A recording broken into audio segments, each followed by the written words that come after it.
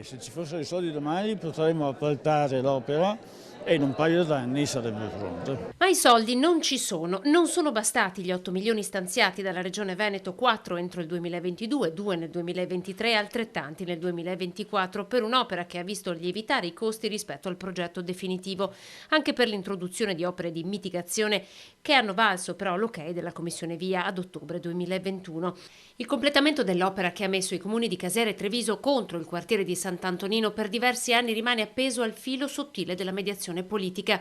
Vernizzi, direttore generale di Veneto Strade, parla di regione e i parlamentari veneti si offrono come ponte con lo Stato. C'è un progetto esecutivo pronto, fatto, il finanziamento per la realizzazione dell'opera non c'è ancora. A chi mi appello? Penso che a tutti i trevigiani che interessa quest'opera si appellino alla politica, soprattutto alla politica regionale, per trovare il finanziamento. Un ultimo stralcio di un'opera che al momento collega già Dossona al passante di Mestre di circa 3 chilometri, un'infrastruttura a cui nessuna amministrazione tra le varie succedute negli anni ha mai veramente pensato di rinunciare, necessaria per rendere scorrevole il traffico che dal capoluogo scende verso il veneziano, strategica per alleggerire il traffico sul Terraglio.